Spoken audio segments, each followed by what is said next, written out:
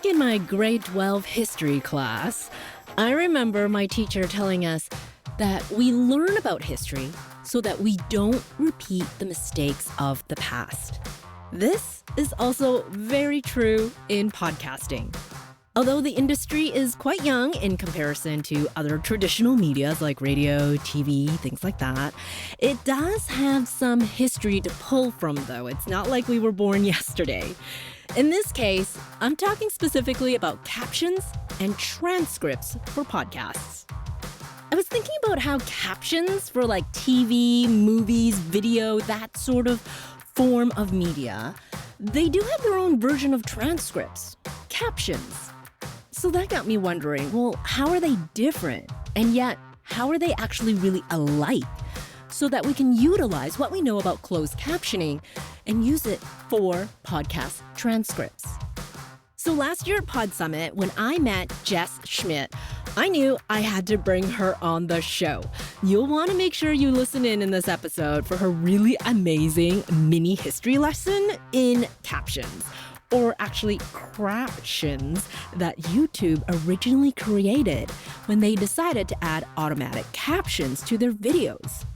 This was a tipping point for YouTube, and so with Jess's background from the closed captioning world, it collides with her current work as a podcast producer, consultant, and an instructor based in Calgary, Alberta, Canada, fellow Canadian. So she's got a lot of insights that even I was like, whoa, right, that happened, and this can now also happen in podcasting. And with all the changes that are constantly happening in podcasting, I would love to see some of these wishful thinking that Jess and I dream up of at the end of the episode. So make sure you listen for that. Fun fact, Jess and I also both fell in love with podcasting back in 2014. We didn't know this, but we were both fans listening to Serial, the first podcast that really got us into podcasting. For me, it was when I used to actually have to download each episode, which seemed like forever, and save it onto my phone and then play it off my phone's speaker for long car rides, because my car is quite old as well, so I couldn't connect my phone to the car speaker, and so it was just like playing at max on my phone level, listening to Serial. I love how technology has changed, right? Podcasting has really changed since then. And so there'll be lots more changes to come because it's the wild, wild west out here in podcasting. So listen in to this episode for the major differences in transcripts versus closed captioning, and now how these transcripts play a role in the big podcasting player apps like Spotify and Apple Podcasts.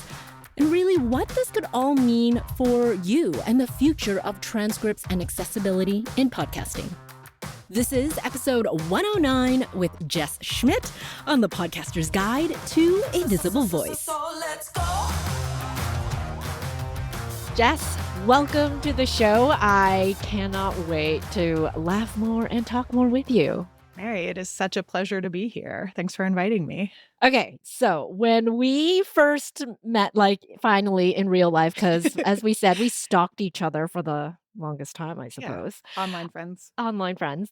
Last year at Pod Summit, we had this great connection, and you were telling me about your background of closed captioning. Mm-hmm. So then I was like, wait a minute, how is closed captioning different from transcripts? Is there a difference? Like when I think of closed captioning, it's like on TV, right? Like it's the subtitles that you read on TV. And then there's subtitles on YouTube. And now there's transcripts on podcasts. For the layperson, they might feel like they're all the same, but is it the same? I mean, in what they are accomplishing, yeah, they're the same thing. They're making accessibility possible, especially for people who are hard of hearing or deaf. Even if you're not belonging to one of those groups, like if you're just somewhere busy, like the example I give for trying to explain what closed captioning is, especially while I was still doing it, was like, the words at the bottom of the TV when you're like at the gym and the TV screen is up and like they don't have any sound on, or you're at the dentist and they don't have any sound on. Like those are the closed captions. That's what I used to do. Like it's the same function. Like you're just translating the spoken word into written text.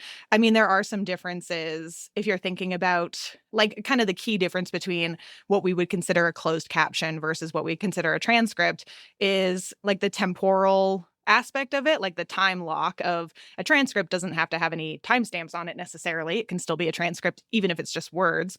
But captions, most of the time, are locked so that they are scrolling out kind of in time with what's happening. Oh. So that's one of the things that makes, like, if you're thinking about, like, is this a caption file versus a transcript, like that, like the time element can be a differentiator.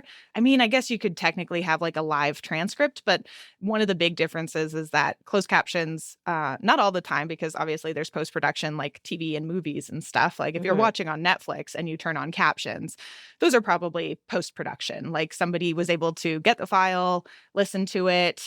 It wasn't a rush to do it. Well, maybe it was a rush, but it's not live. Right. But then if you have live content, like that was actually how I started in captioning, was as a live closed captioner, where you get like a pre-feed of, let's say, the news, because that's obviously not scripted. It's happening live. So you get like a tiny bit of a pre-feed before it goes out to broadcast. You listen to it. You generate a closed caption that's going to go along with it. It's got a little bit of lag just because, you know, that's how time works. But for the most part, it's going out so that you're seeing a caption that hopefully pretty closely matches what the hearing experience of that live content is going to be. Yeah, and I wonder too if like that's where places like Apple Podcasts and Spotify on the app, it's kind of like that karaoke feeling of the transcript. It is timed. So I guess they've timed it in their system. So to me as a layperson, I'm like, it feels very much the same as if I was watching a show on TV with the closed captioning. I can if I was on the bus and didn't have my earbuds on, right? Like I could still read the transcript on Yeah. the player, on the podcast player. I guess that it's similar enough. Yeah, and this is actually like a good point because I mean, we can get into like the real technical. I've like really gotten like all the way up to my elbows into what Apple and Spotify rolled out for their AI captions. And it's Yeah. actually it's interesting because I mean, one of the distinctions I made to be like, oh, a transcript doesn't have to have timestamps. Actually, a good transcript should have timestamps, is one thing that I should say. And the other thing is that when you think about like, oh, I've generated a transcript for a show, like let's say even for like your own podcast that you're working on, like, oh, I generated this transcript for it. Let's say you really wanted it to be like 100% accurate. You don't want to use AI. You don't have any other training. You've truly just like listened to your episode and like hand bombed out, like just typed it. Ooh, that's a good amount of work. It's a good amount of work. And then if you wanted to plug it into Apple, you actually couldn't, because Apple doesn't accept text files. Apple only accepts VTT or SRT files, which are Right. transcript extensions that have time codes built into them. So you would have to have also added in all of those time codes while you are hand writing out this transcript, which is already just transcribing it by hand is a lot of work. Like I, as somebody who worked in the industry, would not also be hand typing out time codes. Like it's just not a good use of your time. It's too much work. Is there then a way to still write out into a document and then match it up to time? Like how do we then create a proper SRT? Because you can create an SRT just by, converting a text file, even though it Mhm. doesn't have any timestamps to it. Mhm. So do you know of a way? Yeah, I mean, the thing that is the easiest to do is to use an AI tool. Well, yes. But I mean, if you wanted to do it without an AI tool, like there's other softwares that you can use that, and this is like how it works in the caption industry. Like I talked about, like, this is what it's like for live is you get the pre-feed, you do the captions, your captions are sort of matched already temporally with the way that you're generating them. If you're doing post-production work, so it's not live, you've just been given the file, like what I was talking about for Netflix. In that situation, normally what they would do, and like it's been a while since I've worked in this industry, but when I worked there, the protocol was you took the file, you made the transcript, you would export the transcript wholly without any timestamps. you would port it into a software that you manually would play the video, listen to the audio, and then you would manually stamp out where each Oh, line of wow. text Yeah. should start. So it was, you could get going pretty fast at it, but it was like a manual thing that you had to do. And it was a 2-step process of you make the transcript. And sometimes it was different people. Like sometimes it would be one person makes the transcript, you hand it off to somebody else who is working in the timestamping pool, and then they put the timestamps on it. And it's actually like a pretty fast process. But yeah, like it was fully a manual process. But it was like there's like a whole industry dedicated to this. It took me months of training to get good at both of these halves of it. And so like that to me is one of the things that makes it really complicated for creators making their own transcripts, is even myself having all that training. As soon as I left that job, I didn't have those tools anymore of like, here's my voicing software that I was using to generate transcripts. Here's my timestamping software that I was using to then timestamp the transcript. Like it was, even though I have the experience, I was in kind of the same boat as everybody else of like, how do I ad hoc this? And it's hard. Yeah. And I think that that's why it usually gets left to the wayside. They're like, I don't have time for this. I know I quote unquote should be doing this, for that accessibility reach. But, like we had been talking previously in our another conversation, that Apple and Spotify isn't solely doing this just for accessibility. There's also the discoverability, the SEO tools, and all of that. So, touch on what you believe the transcripts are actually useful for in podcasting today. Yeah, I mean, I don't want to downplay the fact that it is adding some element of accessibility. I don't want to overstate it being a really good accessibility tool because, especially as somebody who is in the industry and has kind of like since then also kept an eye on how AI transcripts are going, like there are some things that it does really well, and there's some things that it doesn't do well, and some things that it probably will never be able to do. So like things like nouns are notorious. Like it is very difficult to get AI to understand nouns, and it's because there are just so many proper nouns in the world that there's just no way for an AI to know all of the proper nouns. And to be able to recognize why, like, especially like homonyms, like, why do I have this one instead of this one? And things like punctuation. Like, there are rules that you can teach an AI that it can generally get right a lot of the time. But English is not the only language that has really wacky punctuation rules. And again, those are like really difficult nuances to teach human beings, never mind also Yes. I mean, AI. and then especially like something like this, when we're having a conversation, nobody speaks in punctuation. I don't say Exactly. period, comma, em dash, like it Yeah. just doesn't happen. Yes, exactly. And so those things I think are always going to be a struggle. I mean, there's other things too. I'm going to get to the SEO question, but there's other things too to think about of what gets added into a transcript that it like AI is never going to be able to do. Things like sound labels. Sound labels are incredibly important because they're the only way to reflect any choices you would have made in sound design in a transcript, in a written version of any of the podcast or any of the media that you are taking from audio and putting into text. I love that sound labels. Like I've been calling Yeah. them audio descriptions because I Yeah. hadn't figured out is there a name for it? I mean, the captioning term is sound label, but you can Sound call them labels. whatever. Yeah, I mean, that's true. But that's one of the things that I find if you're going to be doing a transcript, it needs to have those sound labels, that audio description, because the whole podcasting audio world is based on sound. So if somebody needs that accessibility part of being immersed in your show, they need to hear in words what the podcast sounds like, right? If you've got like an exciting piece of music or a sad, somber piece of music, or if there's a lot of laughter or the sound effects that you're adding in there, or even like sarcasm. You can't always read what sarcasm is in text. So, Yes. what are some of those other sound labels that I might have been missing out of that list?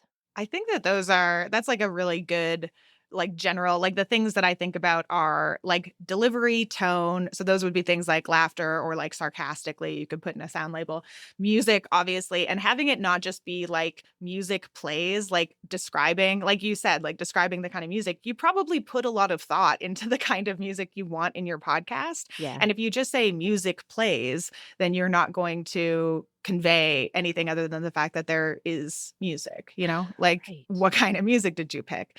Like some other things to think about are, and this isn't every single podcast. Like if you're doing kind of like like a more straight chat cast, like what we're doing here, maybe you don't have like really wacky sound effects happening. But if you have things like sound effects, those are not going to be put into a transcript when it's an AI transcript. Yeah, Like they're if never you gonna get have that.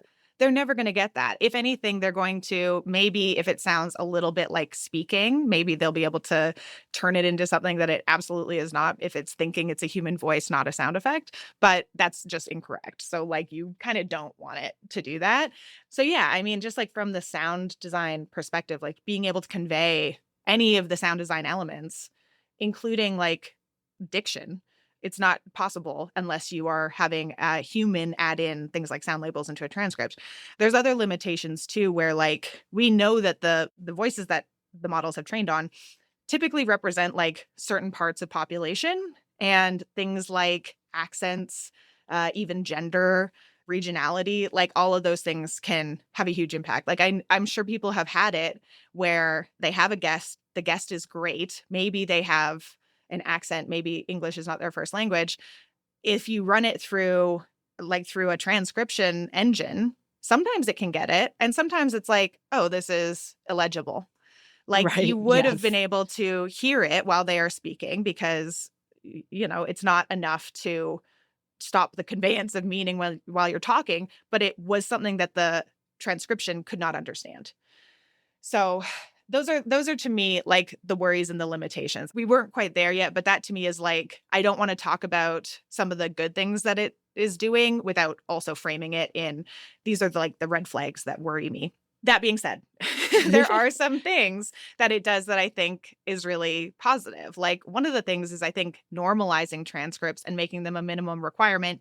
Even if the transcript isn't great, I think the idea of, oh, you should be thinking about this is generally a value add for the industry. And Yeah. making it so that it's like, okay, where do I even start? Like, this is such a heavy lift. Oh, Apple gave me this transcript is like leagues ahead of where we were prior to that. So that's good because I think that the framing around it is accessibility, and that sort of is the feel good piece.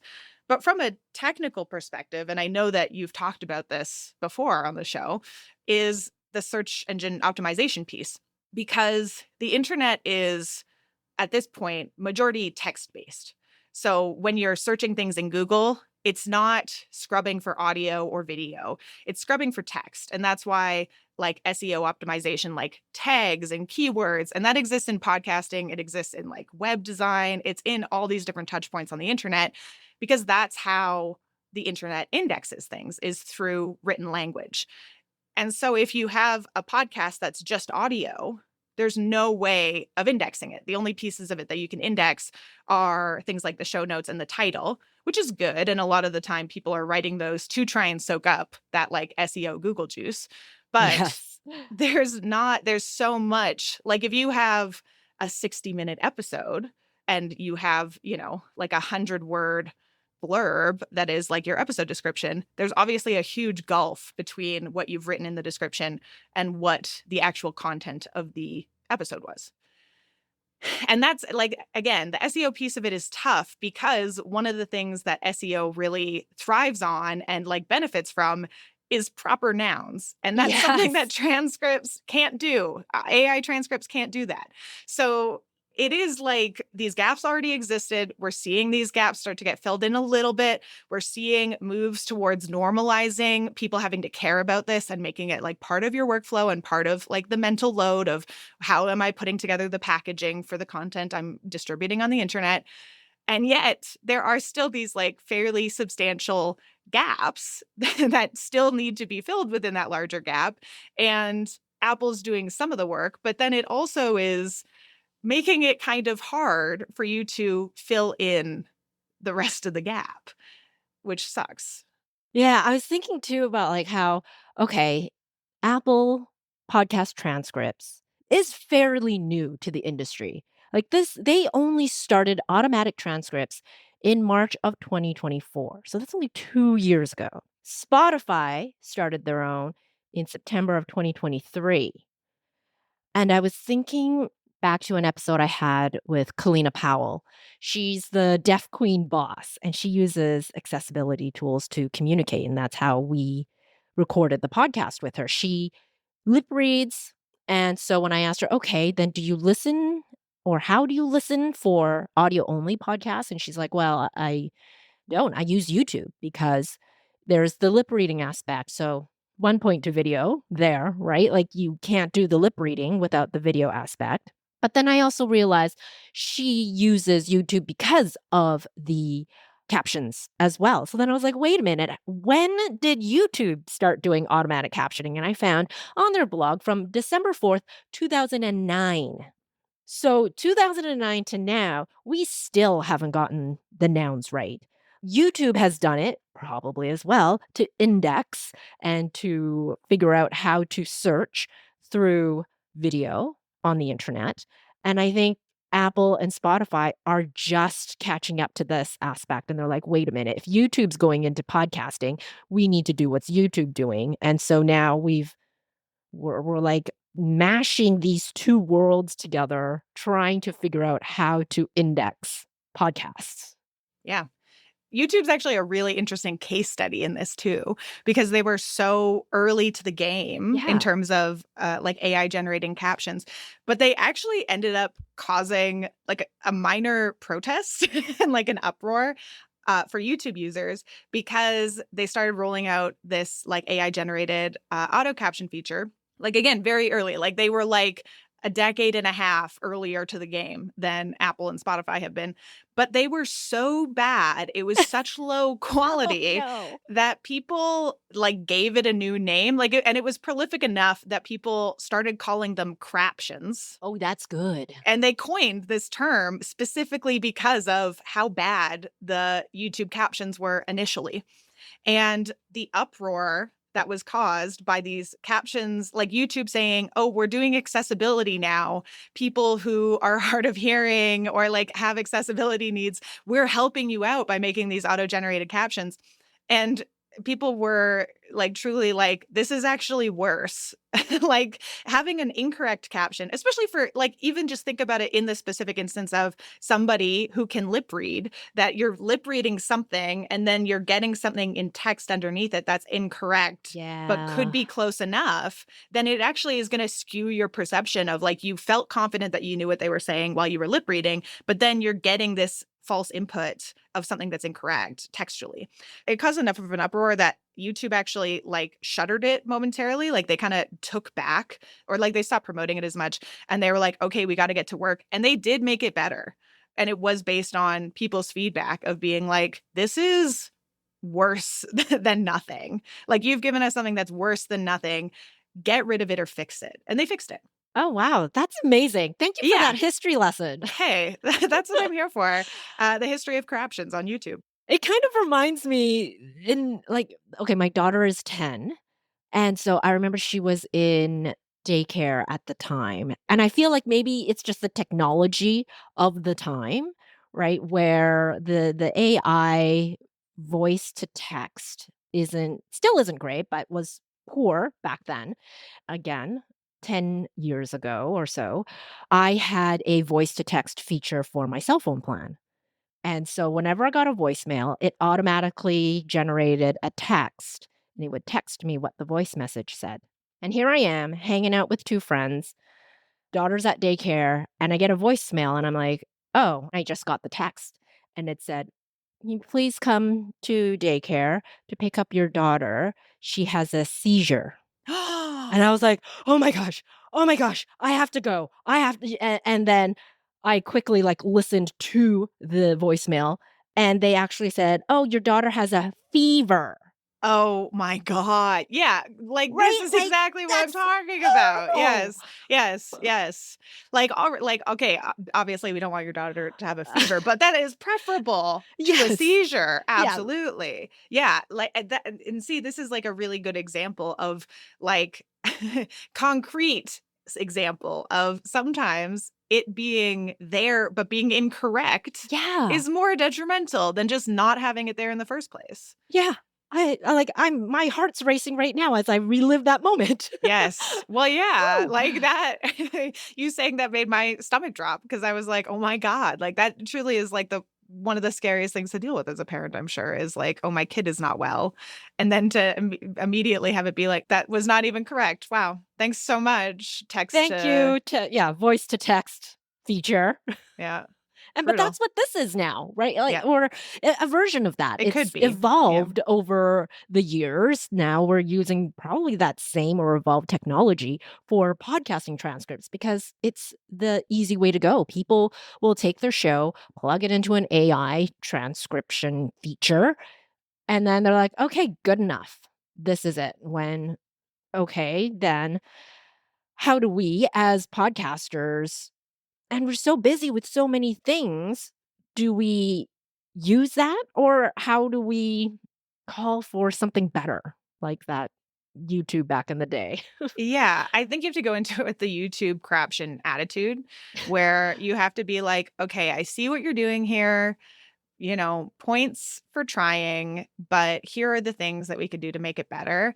And to me, the thing to make it better is not, Apple is never going to like hire a transcript proofer or whatever to proof the Yes. millions of transcripts Yes. that are from the millions of podcasts that are on Apple. But I think that there are some things that they could do to make like vetting a transcript easier.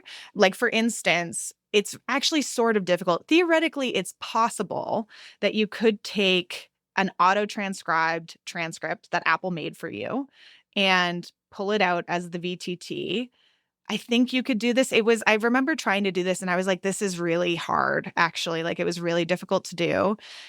Oh, I remember actually. The problem with it was when you go into your settings on Apple, you can either say, I want to opt in to have all of my transcripts done with Right. AI, Mhm. or you say, I want to manually upload them.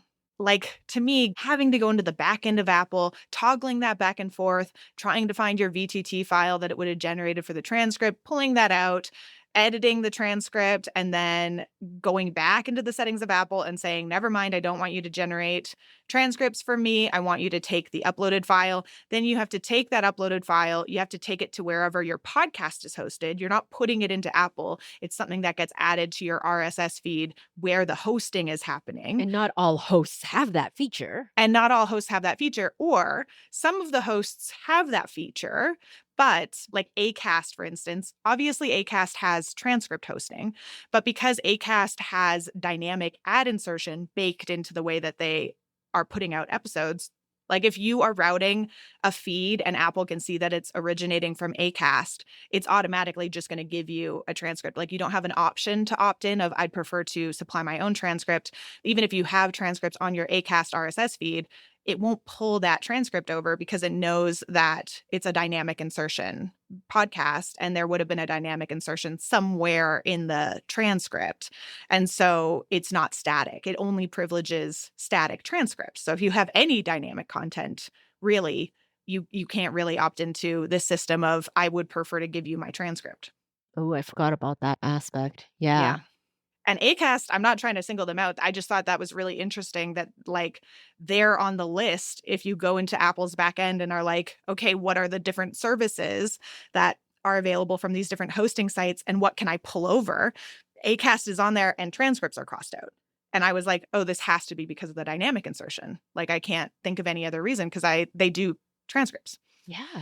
So it's stuff like that where it's gesturing towards, oh, we want to do this and we want it to be both accessibility. And it's also interesting. I remember looking at Apple when they first kind of rolled out like what are the rules around these transcripts and like how are they thinking about ingested transcripts versus like their own AI generated transcripts. And I'm going to admit that I haven't like checked back to see if they changed anything. I'd be sort of surprised if they did. But when I first looked at it, so this was back in probably like April 2024, like a month after they'd announced it, I was putting together like a talk because I really had to be in my bonnet about this whole like Apple podcast thing. Yeah. And two of the things that they said, that if they're ingesting a transcript that you're supplying off of an RSS feed, they had an expectation that transcripts had to be subject to quality standards and that files that did not meet standards would not be displayed, which I thought was hilarious because at no point did they ever define their quality standards. That's they what just I'm have an wondering. expectation for your quality standards. What's standard? What is Yeah. standard? Well, that would be cool if they defined it, but they did Yeah. not. They did not Huh. define it. They just said if you're not meeting a standard that has been undefined, then they don't have to display your transcript, which, you know, very good legalese. I'm sure they did it to cover their butt, but like to me, that's a huge question mark. And then the other thing that they said is that if you provide your own transcripts, it's expected that you make sure that your transcripts are free of spelling and punctuation errors. And those are two of the things that are really, really difficult for AI to do. So there's a 100% guarantee that the Apple transcripts that are AI generated, and I'm not saying this to like poo-poo on Apple, but like truly, this is just one of the limitations of this AI tech is that it does not know how to do proper nouns most of the time because proper nouns are incredibly hard. And it does not know how to do punctuation because punctuation is incredibly hard. So this is another thing that, to me, it's good that they're gesturing towards we want to make this accessible. We want to be part of, supporting more access. We want to be part of like spreading the SEO. But then they're adding in all these barriers of if you want to provide your own, then we are going to hold you to a certain standard. And it's like, but you're not even holding your AI transcripts to that standard. So what does that say about what your actual goal here is and what you're going to accomplish with it? Yeah. And we're picking on Apple just also because they are the leader in the industry. Yeah. People know of Apple Podcasts. They use it. It is so well known. And so as a leader in the space, like, yeah, I'm wondering what are you doing to improve that accessibility aspect of it? I want to foil this also with Spotify because we've kind of left Spotify out of the conversation. And actually, Apple's done this a lot better than Spotify has, where they, as much as I'm like, well, what is your quality standard, Apple? They did release stuff around like, here are what our expectations are. Here's how it's going to work. Like they opened it so that you can see a little bit more of the back end. You can opt in and out. Spotify has done this completely black box. Like Spotify did not announce that it was going to start doing captions. It just started rolling them out. I don't even know, like it must be an SRT or a VTT because they are like temporally locked into the audio, but they actually don't, as far as like the last time I checked, you can't opt in or out of Spotify captions. You can't say, Spotify, please take transcripts that I have stored on my RSS feed. Like Spotify, unlike Apple, was like, this is not a conversation. We're doing this. And they also, like, even when they rolled out their captions, it wasn't across the board. Like Apple put out an announcement that was like, okay, we're doing this.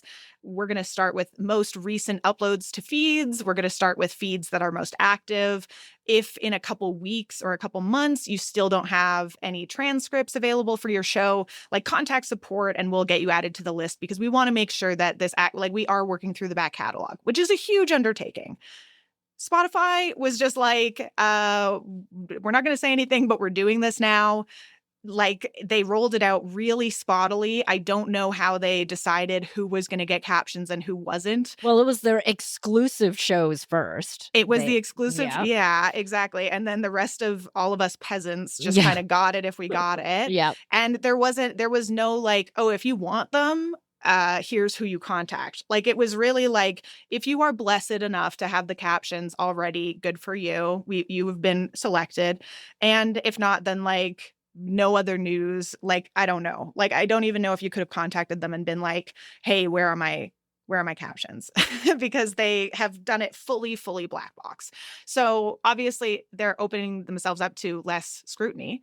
So I think that what Apple's done is better in comparison to Spotify. And there's like so many differences between Apple and Spotify. We don't have to get into it now. But I think that Apple really like does try to establish themselves as a like thought leader. And they're like, we want to be like the head of the space. I mean, they're not anymore. We've seen that Spotify is getting more of the podcasting share in particular in the last like year or whatever was when they cracked it, I think. But it's interesting that like Spotify was first to bat over Apple, but is not making it a conversation. It's just something that they're doing. So I don't think that's better. I think that what Apple is doing is better. I think there's still space. Oh, yeah. There's always room for improvement. Yeah. And that's why I wonder, too, about like the future beyond just these automated transcripts. What do you feel like that could look like in rose-colored glasses here a little bit? I mean, the thing that I would love to come out of this is that all of these hosting sites make it easy for you to take that AI transcript that they are already generating, because clearly there's something in their back end, the SEO probably, that is benefiting from it. It would be amazing if they made it possible for you to take that transcript out, or maybe they introduce something like native to their own. I don't even know how they would do this, but maybe there's a way to do it. Rose-colored glasses. Think big here. If they could make it so that you could go in and edit your transcript so that it just looked the way that it was supposed to, you could add in things like sound labels. It maintained like the temporal pacing. It stayed as a V2T or SRT file, but it gave you kind of that like raw starting point for you to edit. That to me would get rid of a bunch of the hurdle that currently exists of just having to generate that for yourself in the first place. And then if they're already going to that effort, like maybe then they could make it easier for there to be a relationship of like, okay, great. Like we want the creator to have a say in the way that it's being presented. Like, I don't know. I don't know exactly what this would look like. Maybe it has to happen like further upstream when you are doing an upload, but I don't know. Like, I just think they could put up less roadblocks and they could make it more of like a collaborative thing. Like, this is one of the big things of accessibility is if you just start doing accessibility thinking that you know better from like an ivory tower perspective, like this is the problem that happened with YouTube and the craptions initially is they were like, okay, we can just do this. And then when the audience who was using them was like, actually, this is worse, they actually did listen to them and they like did make it more collaborative. And actually for a while, I don't know if they do it anymore. I haven't checked, but for a while, I don't know if you remember this, on YouTube, you could edit captions while you were watching something if it was incorrect. So it was sort of this like pooled community effort of raising the value of captions. And like, actually, that is something that happens sometimes in podcasting. I mean, I've heard of it more frequently in sort of like not-for-profit space. Like if a not-for-profit has a podcast and then there's someone who like volunteers with the not-for-profit and they really end up falling in love with their podcast, then sometimes it'll be like free labor of them generating transcripts for them, for instance. But I think that this could be like a cool pooled community thing. Like even if we think about Wikipedia, like, you know, the Wikipedia of, you know, you're in my early days where it was like I remember being in college and people being like, you absolutely should not be using Wikipedia at all, ever, for anything like that you would want to consider right. academic. You can't cite, yeah. You can't cite Wikipedia. And I wouldn't cite Wikipedia now, just to be clear, but the amount of citation that goes into Wikipedia and the amount of like collaborative like knowledge that exists there is, to me, like one of the best parts of the internet. So I sort of wonder if we could do something like that with transcripts where either, you know, Apple, Spotify, whoever makes it easier for the creators to be able to at least edit existing AI transcripts and like make them actually functional.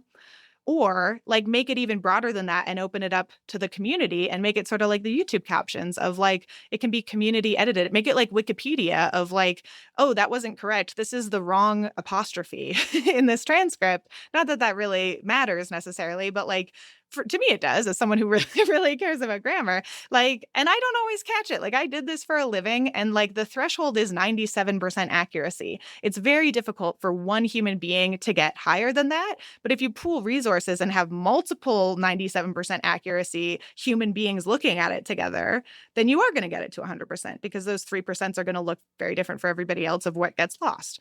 So I think that like dream world, we just do communal transcript editing that is like based in the community. I love that. Yeah. I don't know if it's going to happen, but I'd love it. That would be so great too, because I'm personally not an Apple user. So like I never go into Apple to look at the transcript except for like I do have an iPad for my daughter. So like I could look if I wanted to. But because they do their own transcripts and then Spotify does their own transcript, like in my ideal world, I would love that community aspect or to be able to somehow get it from your RSS feed where you can just change it once on your RSS feed and then it changes across the board for everybody and they're, okay with that. Cuz as a creator, I don't have time to go into Apple and Spotify and YouTube and then change each time. If I say my name too fast, it says Mary Ann instead of Mary Chan, Yeah, I have the Jess Schmidt. Very difficult to Yeah. say. Transcriptions do not like it. I understand your pain. Jess, this has been really enlightening. Like, there's been a lot of times where I'm like, oh my gosh, I did not know that. So, thank you for sharing your brain with us. Oh, I'm so happy to. I love nerding out about transcripts and captions. But, we talked about the future and stuff. But what about like right now as I close off? Right now, we are recording in February 2026. What is exciting for you about podcasting? Doesn't have to be transcripts. I mean, to keep it in transcripts, I think the fact that people care about transcripts and want to talk about them is really cool. And like, I've always had transcripts just stored on my websites for my shows, especially because that helps like your actual website that you made for the show be indexable. This is kind of cheeky, but I've done it on some of my own shows that I do that I'll say, if you're using Apple or Spotify right now and you're like using the captions or the transcript and you're upset that the quality isn't good, I have a proofed transcript on the website. So that's always another option to circumvent and just like make it clear to people where to go. So I think it's cool to like even just get to have these conversations. I mean, what are the things that I think are interesting in podcasting right now? I'm really anti-capitalism. So like getting to, as you know, like Mary, you and I talk about it. I think it's like a really interesting time, especially in Canadian podcasting right now. I think that there's like some really cool rumblings happening. And I just did an op-ed about why is the metric for podcasting success sales? I love that one. Yes. Thank you. Yes. Like a lot of podcasts are not selling anything. Like, why would you use sales to measure your success? That makes no sense to me. And that was like exceptionally well received. And I had so many people be like, yes, thank you for saying that. I think about this all the time. So I don't know if anything's going to come of that. I mean, I'm a very like, burn it down. Let's start something new and better. I don't know if podcasting is like going to be able to fix everything, but like, I don't know. I love podcasting. And if podcasting is the first one to be like, we need to think about the way we create and like value creativity differently, like I'm down for that. Yeah. Here. Start a revolution is what I'm excited about in podcasting right now. Yeah, because like podcasting, it's the same when I worked in radio. Radio is a business, there's a whole sales team and they're always trying to sell radio ad time. And it's just such an intangible product that the good salespeople knew how to sell radio. But then I was like, most podcasters are not selling anything. So how do we redefine what a podcaster for your own specific show? How do you redefine what success is? What does your podcast mean to you? That's not just ROI and whatever number, percentage growth, download, blah, blah, blah. Because really, especially if you're doing this as a passion project, it means nothing in the grand scheme of things. So yeah, like what can we do or show that is something that's a bit more tangible for that you can be like, yeah, I'm a successful podcaster. I don't have an answer to that. No. This can be your next episode if you get somebody to answer this question. Well, I do have an episode called The Intangible Values of a Podcast. So I touch on it, but again, it's intangible. It's something for you to be like, okay, I want to grow my network. I want to have conversations with people and grow, what have you, XYZ. And so there are things, but it's on a more personal level versus industry, because industry is going to be driven on capitalism. Oh dear. Yep. Okay. Yeah. Full circle. Yes. But it is. But I think that your point, it's so good. And like, I love that you and Meg Wilcox one here too, of like, people think of it as like, oh, it has to be this or this. Like you pick this or this. Like Apple is showing us like they've picked SEO, but they also do have some eye to accessibility, whether or not they're executing it TBD. But like they are trying to do both at the same time. And I think that this is what I think is important to think about, is that it generally makes content better. It makes people happier when you are working on things that make you happy. Like all those little intangibles, it's like that's immeasurable. But at the same time, it's like vital. Like you can't do it without those pieces. And so trying to separate them out is really impossible. It's just a matter of like, how do we kind of figure out how to square both of these things together? Yeah, because nobody wants to be on a hamster wheel of like, okay, I have to create a podcast episode now. I have to do it. And so I don't. there's no joy in that. No. I always am like, the amount of podcast emergency is an oxymoron to me. Like that shouldn't exist.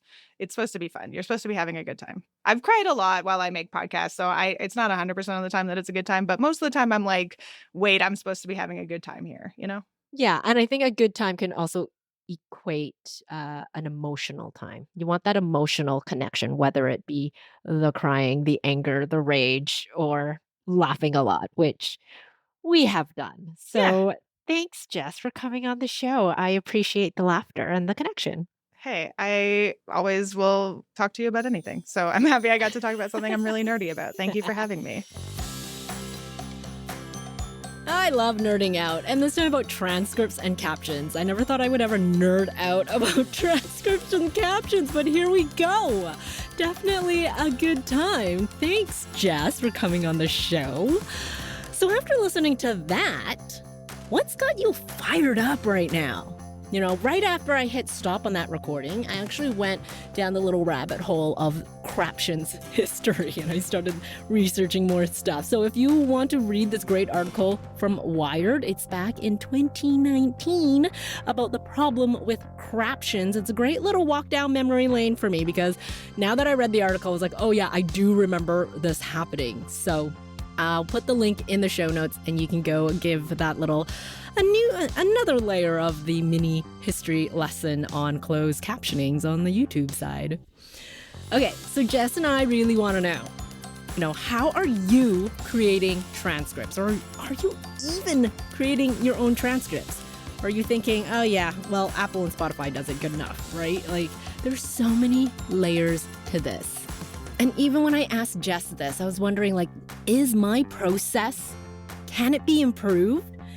And so what we do with Organized Sound Productions, my podcast production and consulting company, which is exactly what we do for my show, this podcast here, is that once the audio is finished, we plunk that audio into Edit Eddy. That's an online platform that's part of Headliner. They own that. And Headliner, if you don't know, is an online program that helps create audiograms. And that's what a lot of podcasters use Headliner for. So the transcript gets spit out by Edit Eddy. We then copy and paste that text into a Google Doc.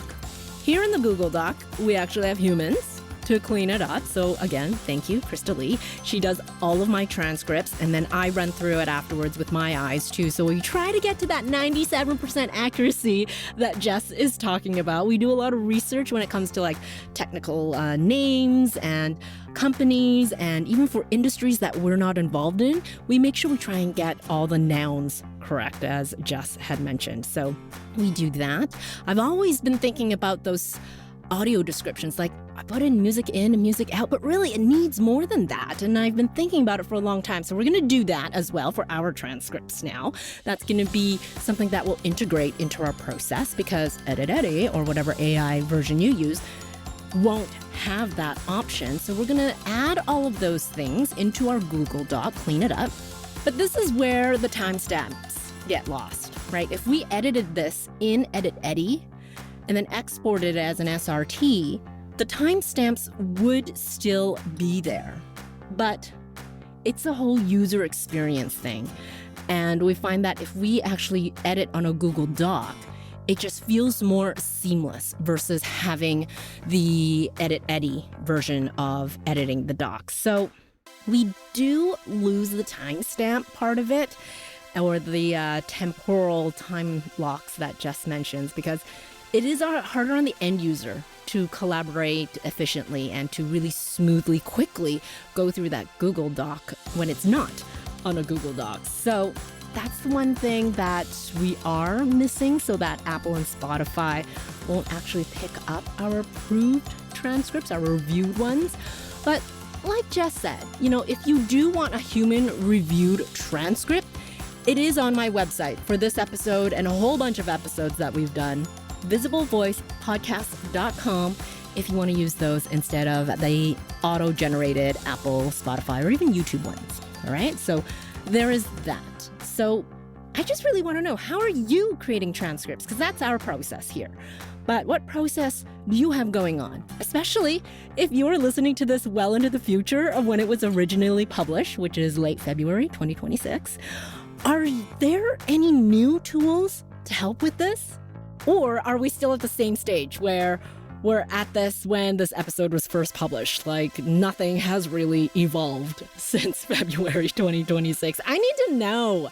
If you're listening to this, especially in the future, well, not future for me, but present for you, send me a voice note from my website, visiblevoicepodcast.com, or email is always lovely as well, visiblevoicepodcast@gmail.com. So send me your feedback. I'd love to know.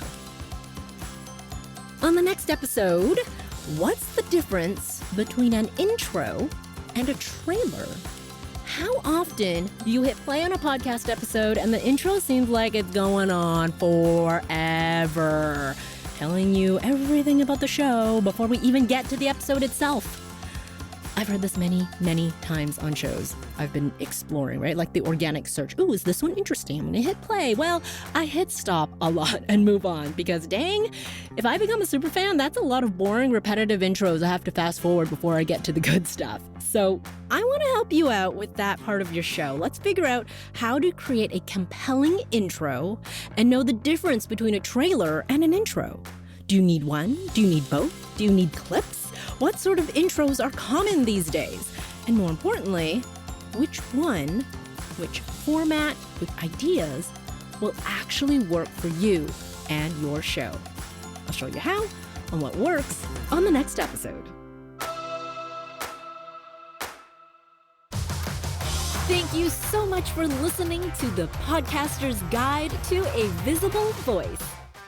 If you enjoyed this episode, I'd love it if you'd share it with a podcasting friend. And to reveal more voicing and podcasting tips, click on over to visiblevoicepodcast.com. Until next time.